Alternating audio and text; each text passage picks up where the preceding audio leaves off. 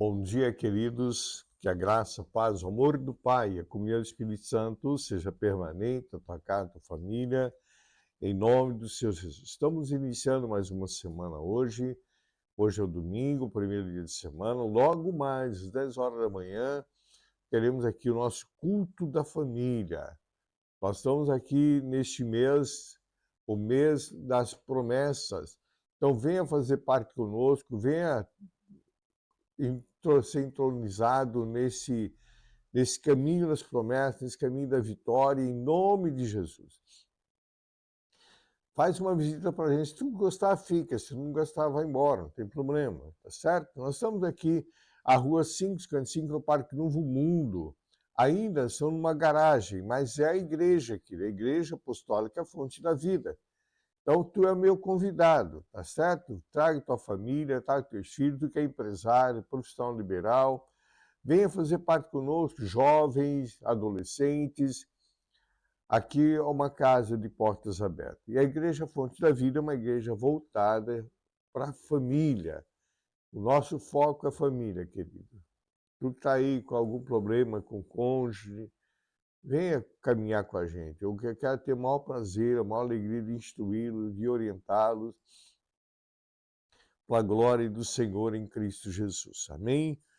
Continuando aqui no livro de Atos Apóstolos, capítulo 3, vamos ver os versículos que nos restam aqui, a partir do versículo 12 agora. E quando Pedro viu isto, disse ao povo: varões israelitas, por que vós maravilhais disto? Ou porque olhai tanto para nós, como se por nossa própria virtude ou santidade fizéssemos andar este homem? O Deus de Abraão e de Isaque e de Jacó, o Deus de nossos pais, glorificou o seu Filho Jesus Cristo, a quem vós entregaste perante a face de Pilatos, negaste, tendo ele determinado que fosse solto. Mas vós negaste o santo e o justo, pedis que se vos dissesse um homem homicida. E mandaste o príncipe da vida, ao qual Deus ressuscitou dos mortos, do que nós somos testemunhas. Pela fé no seu nome, fez o seu nome fortalecer.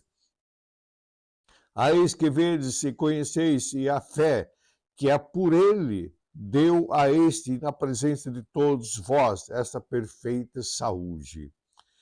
E agora, irmãos, eu sei que fizeste por ignorância, como também os vossos príncipes. Mas Deus assim cumpriu o que já dantes pela boca de todos os seus profetas havia anunciado, que Cristo havia de padecer. Amanhã a gente continua do versículo 19 em diante. Veja bem, aqui é Pedro com ousadia ministrando e falando àquela multidão, querido.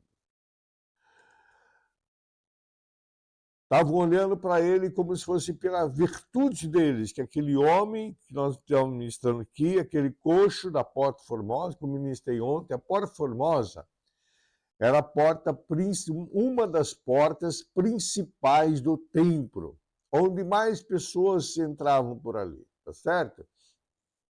Era uma das portas principais do templo. E ali que uma multidão de pessoas, uma grande número de pessoas entravam, que colocou-se jovem, era um jovem ainda. Aqui fala mancebo, mancebo é um jovem. Que desde o ventre ele era coxo. E quando ele olha para João, para Pedro e João, pedindo uma esmola.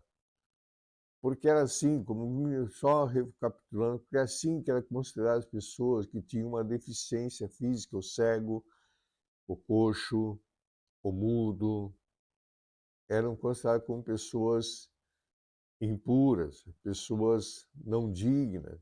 Então, a forma de pedir esmola era uma forma de humilhação, era uma forma de humilhação. Às vezes a família até tinha condição, mas porque aquela pessoa nasceu com a deficiência, colocava para pedir esmola uma forma de humilhar aquela pessoa, certo? Como se fosse impura, indigna. E aí, quando Pedro e João, então, na sua infinita compaixão de amor, como Jesus, cheio do Espírito Santo, Pedro disse que falamos, só comentando de novo, em nome de Jesus Cristo Nazareno, levanta e anda. Aquele jovem ficou curado, entrou glorificando, pulando, agradecendo a Deus no templo, e todos ficaram maravilhados. Aí começaram a olhar para Pedro e João, achando que por virtude deles tivesse feito aquilo. Aí ele começa a relatar. Não é por nossa virtude que fez isso. O Deus de Abraão, de Isaac e Jacó. Queridos, prestem atenção. Deus não é Deus de morto. Deus é Deus de vivos. Jesus deixou claro isso. Deus não é Deus de morto, Deus é Deus de vivos. Então, Jesus Cristo, ele está vivo, não está numa cruz. Volta a falar, Jesus está vivo, não numa cruz. Está ressurreto. E todos que morrem, queridos, todos que morrem para essa vida aqui, para essa vida que estendo com Cristo Jesus, na verdade não morre. Parte da morte para a vida. Agora, aqueles que não têm Jesus, parte da morte para a morte. Preste atenção, amado, da morte para a morte. Por isso é imprescindível fazermos uma decisão por Jesus. Porque quando a gente não quer aceitar Jesus, quando a gente não faz decisão por Jesus, quando a gente ainda fica prostrado a um ídolo, a um santo, a uma senhora, nós estamos fazendo exatamente o que esse povo fez, negando a Cristo. Olha o que Pedro fala aqui, querido, presta atenção. Mas vós, versículo 14, está aí na tua Bíblia, Bíblia de Atos Apóstolos, capítulo 14. Pega aí a tua Bíblia, confere comigo. Mas vós que negaste o Senhor, o justo, pedisse que se vos deixasse um homicida, entregasse um homicida, Barrabás. Quando nós não aceitamos Jesus, quando nós viramos as costas para Cristo, aquele que deu a vida por mim e por ti, nós vamos fazer exatamente com esse povo que, sabe, que adorando aos mortos, Pedro, João, Paulo, Maria foram mortos, estão como eu, ti, tá com Cristo, tá, mas está aguardando a ressurreição dos mortos. Isso é necromancia, isso é pecado. Isso é pecado, queridos. Isso é pecado. Abominação. Estou negando a Cristo. Estou negando a Cristo. Fazendo como esse povo fez. Pastor, isso é muito rude. Não, querido. É Bíblia, é palavra, é consagração, é minha vida em Cristo, não tem outro caminho. E aqui não estou falando de tu se tornar um evangélico, não estou falando isso, estou falando de fazer uma decisão por Jesus.